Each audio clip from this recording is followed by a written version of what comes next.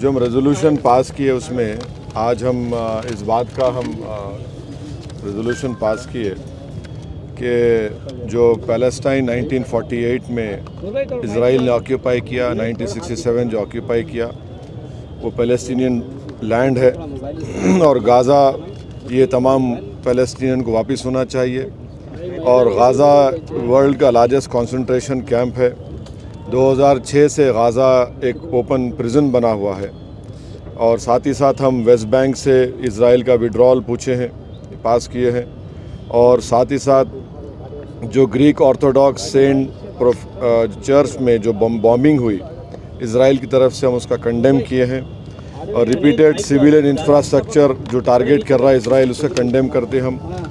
Oslo accord का implementation नहीं हो रहा, उसका ये इंटरनेशनल यूएन और यूएसए यूके का जिम्मेदारी है।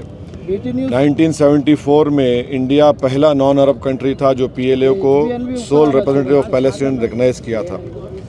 तो हम मौजूदा गवर्नमेंट को याद दिलाते हैं कि महात्मा गांधी ने कहा था कि पैलेस्टाइन फ़लस्तीनियों का है, जैसा कि इंग्लिश लोगों का है और फ्रेंच लोगों का फ्रांस है। और हम साथ ही साथ इस बात का भी कंडेम करते हैं कि बाज़ स्टेट गवर्नमेंट्स इंडिया में ये पैलेस्टीनियन प्रोटेस्ट को रोक रहे हैं।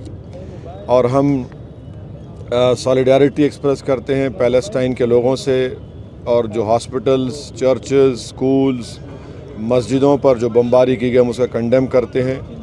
और साथ ही साथ हम इज़राइल की तरफ से जो एक ट्रांसफ़र प्लान इज़राइल इम्प्लीमेंट करना चाहता है, जिसमें गाज़ा से फ़लस्तीनियों को सीनाई डेजर्ट में और वेस्ट बैंक से जॉर्डन में ढकलना चाहता है, हम इसे कंडेम करते हैं।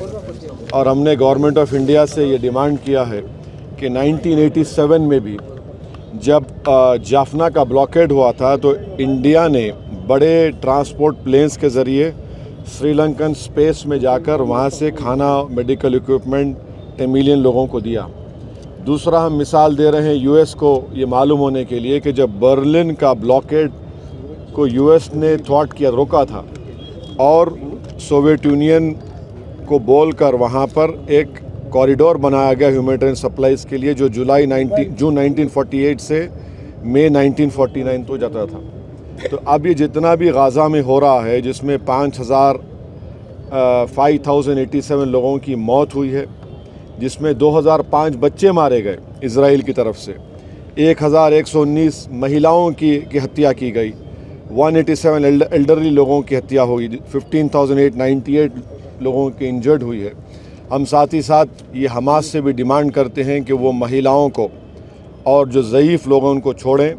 हम इज़राइल से डिमांड करते हैं कि जो 6,000 फ़लस्तीनी जेल में हैं उनको रिहा करें।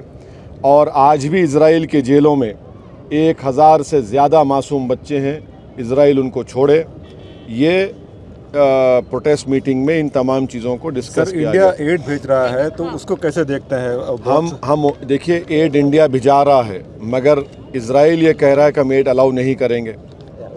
हम जो है राफा से, इजिप्ट से राफा से गाज़ा में एड भिजाने की बात कर रहे हैं, हमारे प्लेन्स भी चले गए हैं। मगर और हम प्राइम मिनिस्टर नरेंद्र मोदी से डिमांड करते हैं कि वो पहले सीज़ फायर कराए, वहाँ पर गाज़ा में सीज़ फायर कराए, गाज़ा में एक ह्यूमैनिटेरियन कॉरिडोर को खोला जाए।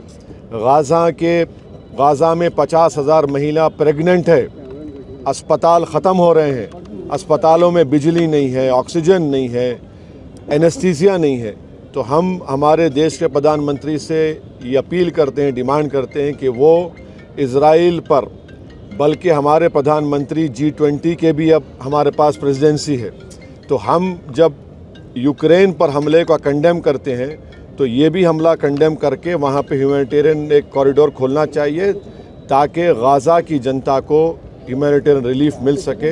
हम उम्मीद करते हैं कि हमारे देश के प्रधानमंत्री ये बात इज़राइल को करेंगे और इसका एक कॉरिडोर खुलवाएंगे। और एड की ज़रूरत है वहाँ पर। आप अंदाज़ा लगाइए कि 5,000 लोगों की मौत हो गई है। अस्पताल पर इज़राइल बमबारी कर रहा है, अस्पतालों को बर्बाद कर रहा है। तो फिर कैसा होगा उन लोगों की, उनकी सहायता, उनकी मदद कैसे की जा सकती है?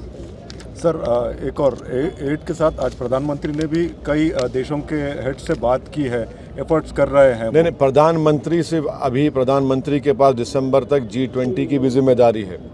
जिस तरह G20 में हमने एक जॉइंट कम्युनिके बोलिए जॉइंट स्टेटमेंट हमने जारी किया, जिसमें हमने कंडेम किया था कि किसी भी कंट्री पर इन्वेजन का, ये ऑक्यूपाइड टेरिटरीज़ हैं।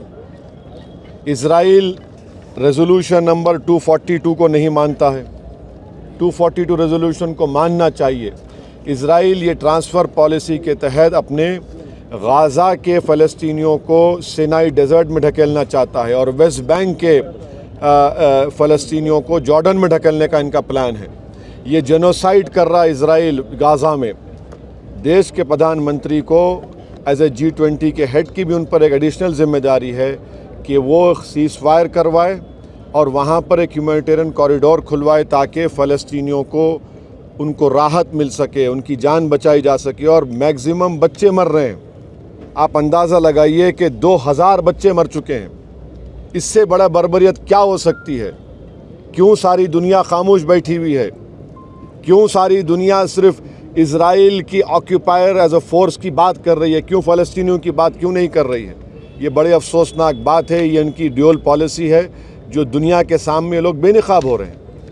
जिस तरीके से आज आपने मीटिंग की है, क्या आप कुछ इस तरह की मीटिंगें और करने वाले हैं या फिर कुछ और जो पूरे देश भर के जो नहीं, हम तो यहाँ पर अपनी जिम्मेदारी को निभाए हैं और हम ये सबूत दे रहे हैं कि हम फ़लस्तीन की सॉलिडारिटी के साथ हैं। हम फ़लस्तीनियों पर जो जुल्म जेनोसाइड उन पर हो रहा है इज़राइल की तरफ से, उसका कंडेम करने के लिए हम जमा हुए हैं। हम आज के हमारे इस प्रोटेस्ट मीटिंग के ज़रिए हम देश के हमारे प्रधानमंत्री से भी ये डिमांड कर रहे हैं, अपील कर रहे हैं कि 1987 में जिस तरह जाफना में भारत के ट्रांसपोर्ट प्लेन्स ने इज़राइल के एयर स्पेस में जाकर टेमिलियंस के लिए खाना और मेडिसिन फूड सप्लाईज़ को ड्रॉप किया, इसी तरीके से भारत के प्रधानमंत्री पर एक एडिशनल जिम्मेदारी G20 के हेड की भी है कि वो इज़राइल को बताए, सीज़ फायर करवाए और एक ह्यूमैनिटेरियन रिलीफ के लिए कॉरिडोर बनाया जाए। ये बहुत ज़रूरी है। ओके सर, थैंक यू, बहुत शुक्रिया आपका।